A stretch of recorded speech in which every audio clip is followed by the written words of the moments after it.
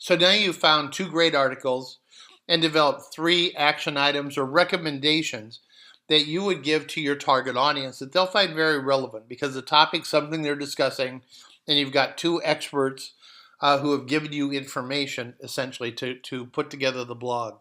So now what we have to do is actually create it. What we're going to do is we're going to build a filter and focus blog. As we go through this, I'm going to give you an exact format on how to do it that has worked with hundreds of people. I'll also give you some sites that you can go use to go see other examples of it. And we'll probably do that in the third video. But we want to give you the stuff you need to get going. So what you want to do is, here's the filter and focus formula. First, what you're doing is you want to immediately engage your target audience. In other words, we're going to start by talking directly to them like we're sitting across the table from your ideal target prospect, if you will. Then what we're going to do is we're going to give them information from experts. We're not going to bias it. We're just going to say, here's what they said. And you're going to give them a synopsis of the two articles that you've developed. Then we're going to give them three relevant action items. And we're going to keep it very short and very simple and very high impact. The key is we want to tell them that based on this, we filtered through all this, and here's the three things they should focus on. And then finally, we'll give them a way to contact you. So this is the filter and focus blog formula. To do that, we have a very, very set structure that works really, really well. As I mentioned in the first video, these were based on blogging experts like Andy Crestodina and Stan Smith. And it's designed to quickly develop the high-impact blog. What this works for is if you wanted to blog even up to weekly, it's a format that you can replicate over and over and over again, and your audiences will love it because it's highly relevant to them, and they'll be able to work their way through it. And so what we're going to do is we're going to talk about building this. Now, you can use Word or any other sort of text processing document to build this out. In other words, we don't want to put it onto Blogger yet or the blog site. What we want to do is build it so we can play around, make sure it reads right and it feels right, and do that without having to go out to a specialty blog site to do it. Now, if you have your own, you can certainly use that. But the key is, because a lot of us will be using one site and only one person can be on it at a time, it's easier to do this in a Word document to move forward. So on the right, here's the structure of how we're going to do it. We're going to build a highly relevant, high-impact title. Then we're going to do a 2-sentence introduction, not 3, just 2, designed to be very structured in getting their attention, and we'll go through that in a minute. Then we're going to give them Article 1 from the expert. We're going to give them a 3 to 4 sentence synopsis of here's what it says. Unbiased, we're just going to say here's what they talk about. No bullet items, no huge detail, but this is the basic theme of what they're saying in the article. Then in the middle, between Article 1 and Article 2, we'll put in a great graphic. And we'll be sure we put in attribution to tell people where we found it so that it'll be legal and it's just the right way to do it. Article 2 will be then from the second expert. And again, we'll just give them a synopsis. Then we'll have 1 sentence leading into 3 action items. Those will be bullet points in bold with a dash and then 1 sentence to explain them. Then we'll probably have a 1 to 2 sentence summary. Then at the bottom you have a picture if you choose to do that. That's optional for you. But a short vita. And in the vita, it'll be, here's a little bit about who you are. That'll be in italics. And it will also have your Twitter handle in case they would like to talk to you. Or you can also give them Twitter and LinkedIn, whichever way you want to do it, to let them communicate with you on the blog article you've done. So here's what we want to do. We're going to create the blog article in Microsoft Word or any other text format. For the articles, get the following. When you're going out, look at the articles that you have developed in the last assignment. And I want you to search out the LinkedIn or other link to the author. So if it's somebody, if it's Judy Franks from our class, you'd find where she is on LinkedIn and you copy her address. Then get the home page of the publication. If it was published in Forbes magazine or some e-journal, find out what the address is of that. And then find the link to the actual article. You'll need all 3 of those when you build your blog. Then for a graphic, you want to have the source where you found it. So as you're doing that and you're putting it on, you want to find it. And also copy that graphic onto your computer so that you can use it and insert it into the blog. And then don't start with the blog publisher, but use your Word document When we get to it, we will give you several places where you can put the blog, and you can choose whether you want to do it on your site. Maybe you have a WordPress blog already, or whether you want to use Blogger. It's entirely up to you as to where you put it, and we'll cover that in the third video. So let's get started. Here's the key to success, or one of them. The thing you want to do is to immediately impact your target market. So the first sentence, this is a two-sentence introduction. The first sentence talks directly to them to tell them about a product or an issue that you know they are discussing in social. And the key thing is you need to make it very relevant to them. And the best way to make it relevant is to use the title or the industry or something that's highly related to them to do it. So for example, if I'm talking to CMOs, I'm going to say, as a CMO, da da da da da, or as a CEO, da da da da, or as a graphics designer, and then I have the rest of the sentence. I use their title directly in there to grab them and say, this is written for you. And so you want to speak directly to them like you're seated across the table and you're in conversation and you want their attention. Say something that gets their attention. Then sentence 2 is designed to establish who you are. You're going to tell them about who you are and your interest in the industry. You might say, as a 5-year veteran in this industry, I know this is a very important topic for people, and so I found 2 articles you might find real interesting. You might cite your company if that's okay and give them a link, but you don't have to. But the key is you want to tell them why you're interested in this topic. And so you want to craft the second sentence that it begins to establish your expertise and your interest in the topic. This is an example of one. As a CMO, you know that there are huge implications on capitalizing on the IoT movement, as current research firms estimate that by 2020, over 40% of the data in the world will be from machine-to-machine communications. As an undergraduate at Northwestern University in the Medill School of Journalism's Integrated Marketing Communications program with an interest in IoT, I have found 2 articles highlighting the importance of jumping on the IoT bandwagon. This was written by one of our undergraduate students, but it's in exactly the form. The first thing they do is they immediately talk about CMO, and they say, look, you need to know about IoT and machine-to-machine communications. Then it establishes their expertise. For you, it might say, as a participant in the Coursera and Northwestern, social marketing program, as well as having 5 years experience in this, I found 2 articles highlighting whatever it is that are important for you to know. In other words, just talk like you're talking across the table. Don't try to be too fancy. Don't have huge, this is pretty big. The first sentence was pretty big. Doesn't have to be that big.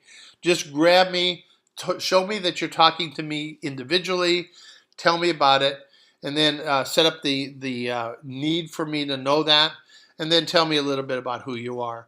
I spend a lot of time crafting the first 2 sentences because that's where we're going to grab their attention. That and the title are the things that get them to read your article.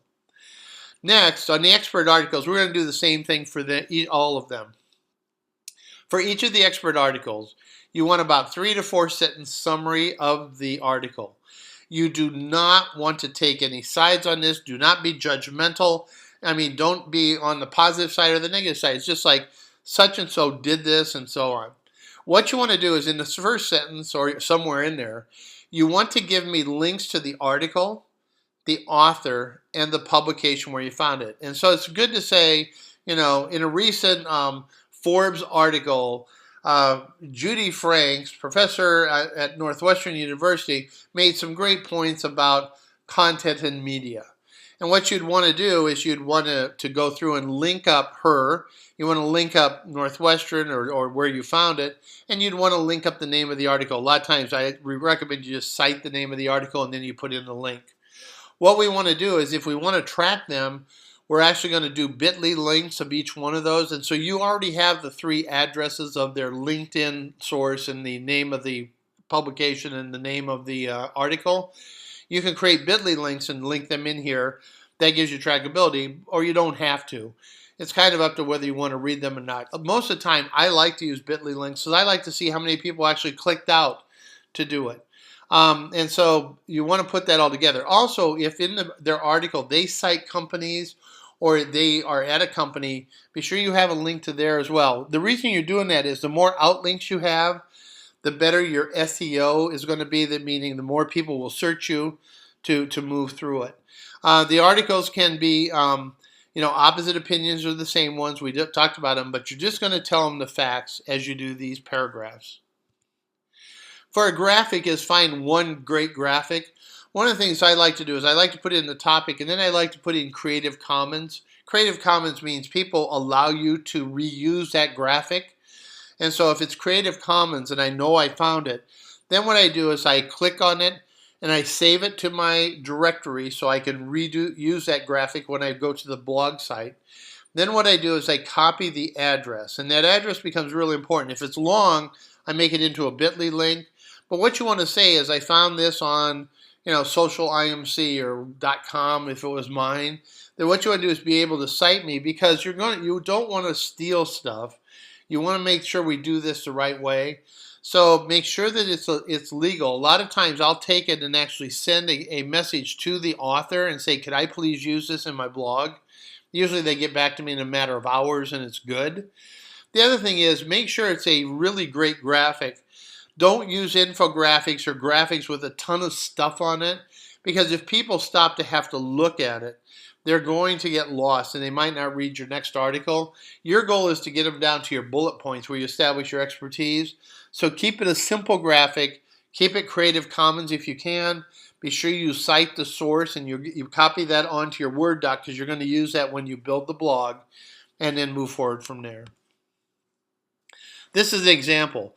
As you see, the first one. The first article titled Big Data Analytics, and he actually has a link there, by Seth Remarks, and he's got a link there, focuses on how IoT is used by companies, building the connection, and so forth. And so as you see, it's 3 sentences, very summary, all right? Then the second one is the same thing. The links will be to Mike Kavis, the name of the article, and I think in there he doesn't cite the source, but he should have. The key is you go through and you just basically lay it out. And then this long thing underneath the actual graphic is where he found it. I would take that and actually make a bit.ly link, and I'd say found in Business Korea at this bit.ly link as a way of doing it. But again, you're just citing where this all comes from. I like the particular graph that this student used, except it does have those lines going off that imply like there's something else there. But other than that, it's a good graphic and it works. The next thing you do is the most important part, and that is you want to establish your action items. Make them short and easy to understand. Remember, people are busy. They're time pressed. They don't have time to interpret what you're saying, so make it simple, okay?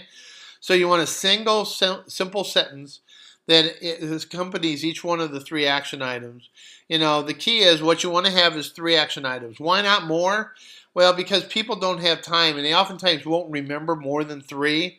So don't do 2, don't do 4. I've actually seen ones that are like 57 reasons you should do this. Well, I can't remember beyond the 3rd one, and I just stop. So get 3, but make them the best 3 you can. Make them very relevant to them and very important. Structure all 3 of them in the same way.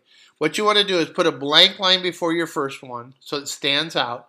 Then you have a bullet point and the 3-word action item in bold. Then you have a dash.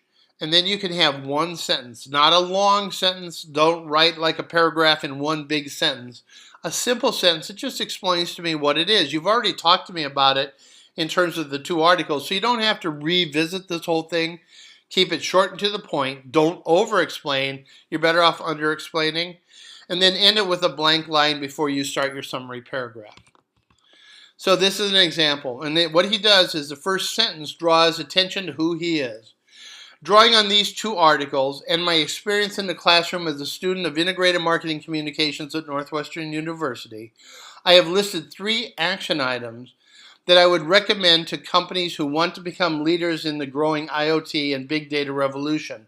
I like that first sentence. I did recommend to him, and he did do it, that I have listed 3 action items you should take to become leaders in the growing. In other words, talk directly to the reader is better. But his 3 action items are great. Create partnerships, dash. Don't do it alone, but work Don't wait, dash. Embrace the data and an answer. These are great bullet points. And notice how it separates itself from the actual paragraph before it, or the sentence before it. It's really simple. It's really clean. But most important, as a reader, if I'm in this particular market, I can remember those 3 action items. And those are the things that make high impact to the reader. So you want to do that. Then finally, one sentence to encourage your reader to take action. Keep it simple to maintain the focus on your recommendations. It shouldn't be a big sentence. And basically tell them to take action. So starting today, you need to begin. You need to be examining IoT and machine-generated data to best connect with your high-value markets in this data-driven digital world. And that does it. Here's a site where my students have put out hundreds and hundreds of blogs over the years. They're all done in the same format. If you want to go out and go to see them, feel free to do that. You can read them. You can see what they're doing. They've actually, each student writes on whatever is of interest to them. So out there are blogs on microloans in India, to how to buy real estate and the real estate markets, to marketing, to high tech. It's about every subject you can imagine, because the students are both graduate and undergraduate who are interested in all sorts of things. And so it's a great way to read. There's even stuff out there on wedding tips and whatever, but they're all done in the filter and focus mold. And then at the end, what you could do is you could add a picture with a short bio. The bio should be 3 to 4 sentences, and put it in all italics to make it stand out from the article. Include a reference to taking this course with a link to Coursera and a link to the course. Why? The more backlinks you have and the more links you have, the better it's going to be. You might also add a link to Facebook or a LinkedIn page that we have for the course, and you can use Bitly to track it. And then you want to end your article with your Twitter handle and tell them to please connect with you if they're interested. Remember, the people that will be reading this are the exact target market you have, but don't include phone numbers, addresses, or anything personal. Don't put your email address on there, or if somebody's going to pick it up and just barrage you with stuff, and you don't want that. So this is an example. This was the actual student that wrote that article, and I just took out some of his personal things, but this is what you want, just 3 or 4 sentences. Feel free to reach out and connect with me and he put in his Twitter handle. Great way to do it. So the final thing is we got to have a great title. It's actually the second and the final thing. And the key is the title is the one place where your audiences make a decision as to whether they're going to read it or not. So we've got to make this really powerful, okay? And so here's the tip. This is a structure that I learned from Andy Crestodina that works great. He said, start with the title of the reader, followed by a colon. So what you want to do is you want to improve your SEO and immediately grab their attention. Start with the title that you're trying to go for and a colon. Then after the colon, you put the number, and of course the number of recommendations or action items or whatever you want to call it is 3. So you put the number 3, not the word 3, and then you tell them what it is in terms of a benefit. And so what you want to do is, it's 3 recommendations or 3 action items to make you a serious player in the IoT revolution or something like that.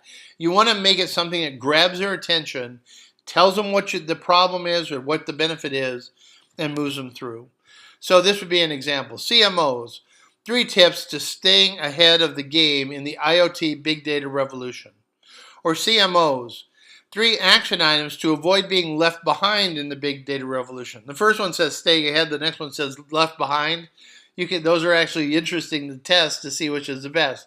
CMOs, 3 ways to start benefiting from the Internet of Things. CMOs, 3 ways to beat the competition using big data. The key is you want to sell them to open your blog. Most people, they read that, they either decide to read it or not. Reach out and grab them. Be sure to put the number 3, not the word 3, and use that title, colon, 3, and the rest. It works great. So that's how you do it. What I want you to do is to go through and sort of work that through and see what sort of items you want to put in. And then we will move to the next one in just a bit on how to actually post your blog, build your labels and keywords, and publish it and start marketing it.